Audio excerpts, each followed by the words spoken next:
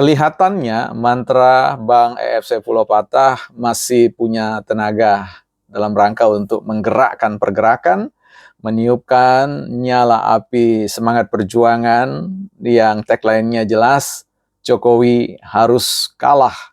Entah bagaimana lagi kita akan mengartikan atau memahami mantra itu, ya tagline itu, Jokowi harus kalah dalam pergerakan serangan 1 Maret.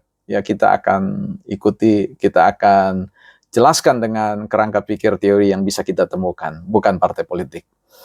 Teman-teman, kita akan bahas terkait dengan hal itu ya di bawah topik atau judul Parlemen Jalanan, Parlemen Ugal-ugalan ya.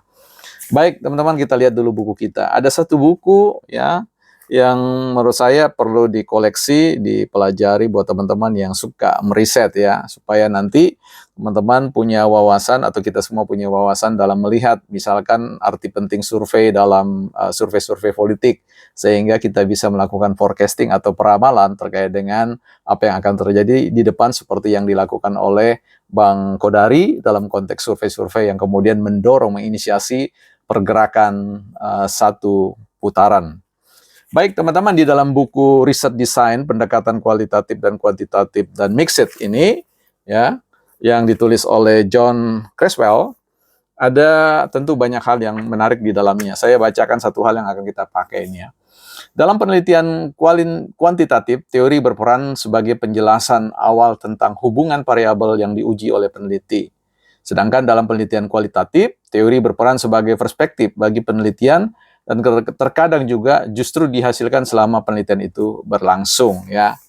Oke, kita akan berikan penekanan pada penelitian kualitatif. Kita akan mencoba sama-sama melakukan penelitian, riset terkait dengan pergerakan yang diinisiasi oleh Bang EF Pulau Patah, kemudian Bang Refli Harun, Bang Nenggolan, Bang Said Didu, dan yang lain-lain ya, terkait dengan agenda-agenda yang saya rasa kita perlu coba cermati, kita telisik satu demi satu. Apakah ini sekedar persoalan menggugat kecurangan hasil pemilu, atau juga berbicara tentang pemaksulan. Tapi mungkin ada agenda-agenda yang lain yang mesti kita lacak ya di kedalaman. Nah, ini akan kita akan sama-sama teman-teman melakukan pendampingan dalam riset-riset politik kita secara langsung dengan penggunaan teori-teori kualitatif ya. Bahkan ketika kita tidak menjumpai teori kualitatif itu, maka inilah this is the time to teori ya, to make teori ya. Bagaimana kita menghasilkan, memproduksi teori-teori untuk menjelaskan tentang fenomena-fenomena politik ya, sosial politik yang berlangsung di depan mata kita melalui akun-akun media sosial ya. Baik teman-teman, serangan 1 Maret sudah dimulai ya.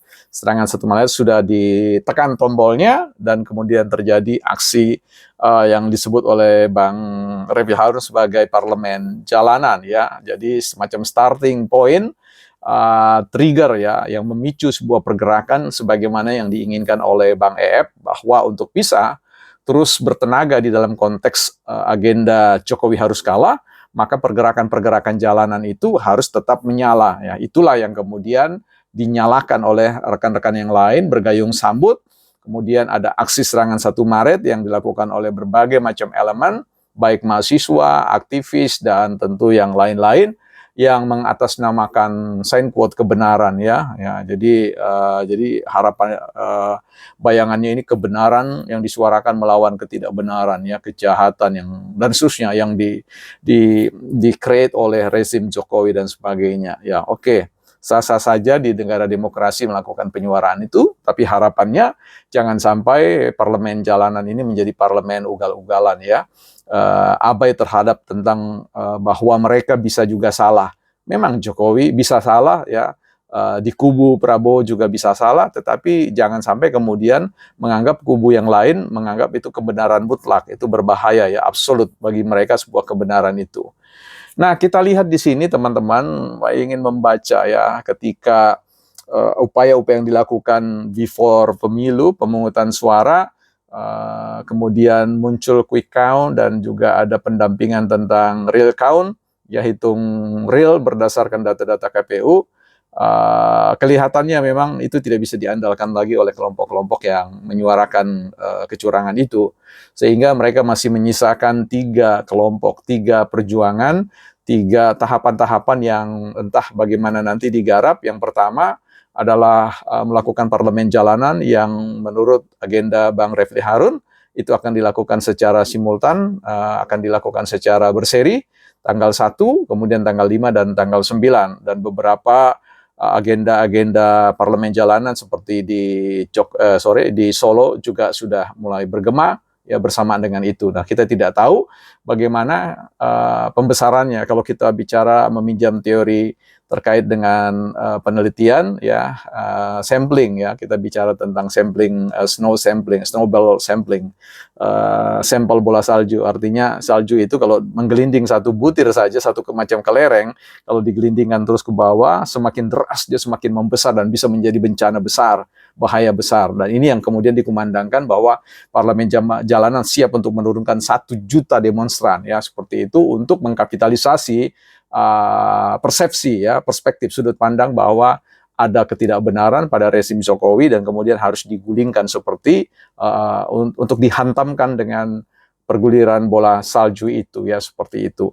Nah, whatever ya silakan saja ya bahwa ini perlu dilakukan. Kita tetap menghormati, tetapi tentu ini tidak akan bisa dipaksakan ya, artinya bisa saja digulirkan sebagaimana disampaikan agendanya. 1, perjuangan mereka ada di parlemen jalanan, kemudian harus disambut dari hak angket itu, hak menyatakan pendapat, dan kemudian MK mengeksekusi ya. Apakah kemudian MK juga steril dari itu semua? Kita akan lihat pelan-pelan, kita akan kuliti satu-satu dan kita akan sampaikan temuan-temuan yang perlu untuk menjadi bahan pertimbangan siapa saja yang punya kepentingan tentang hal ini. Paling tidak kita perlu menghadirkan the other voice ya, suara yang lain dalam konteks mendampingi pasca pemilu ini, karena ini menyangkut tentang nasib bangsa kita, nasib negara kita, sehingga juga perlu ada penyuaraan-penyuaraan yang sifatnya antitesis ya, tesis dan antitesis yang harapannya nanti akan muncul sintesis ya, sebuah perubahan, sebuah temuan-temuan yang kemudian membawa Indonesia pada sebuah gerbang pencapaian Indonesia emas ya, yang kita harapkan bersama-sama teman-teman ya. Nah, jadi tapi saya kira ada beberapa hal yang perlu diperhatikan oleh teman-teman yang sedang menyuarakan etika itu tetap harus dikedepankan. Simbol negara, maksud saya konteks kepala negara itu juga perlu ya dinarasikan secara santun, secara beradab, karena ketika mengabaikan itu, jangan kira kemudian orang mau percaya dengan begitu saja. Penyuaraan tentang atas nama ya, in behalf of people, atas nama rakyat itu, saya kira tidak semerta-merta bahwa orang percaya bahwa itu adalah pergerakan suara rakyat, karena suara rakyat itu bisa saja datang dalam kelompok-kelompok yang berbeda. Tetapi dalam proses demokrasi kan suara rakyat itu kita terjemahkan dengan suara mayoritas, sehingga cerminan terkait dengan hasil pemilu itu merupakan sebuah gambaran bahwa rakyat dalam artian demokratis itu berpihak kepada mana, menginginkan hal-hal yang seperti apa. Nah, itu jangan sampai diabaikan oleh Bang Refli dan juga yang lain-lain bersama dengan Bang E.F. Saifullah ya. Sekali lagi, kalau bicara tentang kebenaran itu tidak bicara tentang banyak-banyakan orang turun di jalan ya. Sebab banyak orang yang tidak mau turun di jalan karena itu butuh cost yang besar, butuh energi yang besar, bahkan butuh pertaruhan yang besar ya. Ada risiko-risiko yang sangat besar yang sebenarnya tidak bisa dihindari seperti itu. Jangan sampai ada yang kemudian berimajinasi atau berhalusinasi terkait dengan bahwa ada suatu gerakan di tahun 98 ketika menggulingkan Soeharto dan juga ketika menjatuhkan Gus Dur, itu kemudian bersinergi dan ingin melakukan penjatuhan kembali untuk hat-trick yang ketiga kali, yaitu di zaman rezim Jokowi. Saya kira itu impian-impian yang jauh dari sebuah kondisi yang memungkinkan. Tapi bagi negara, bagi kita semua, kewaspadaan itu penting, karena kita tidak tahu di balik semua itu pergerakan-pergerakan itu didesain oleh insinyur atau desainer sosial politik yang bersembunyi selama ini. Apakah dia ada di dalam negeri atau di luar, kita tidak pernah tahu. Oleh karena itu kita akan lihat simptom-simptomnya, gejala-gejalanya, satu demi satu. Kita akan coba preteli satu demi satu ya, bukan partai politik.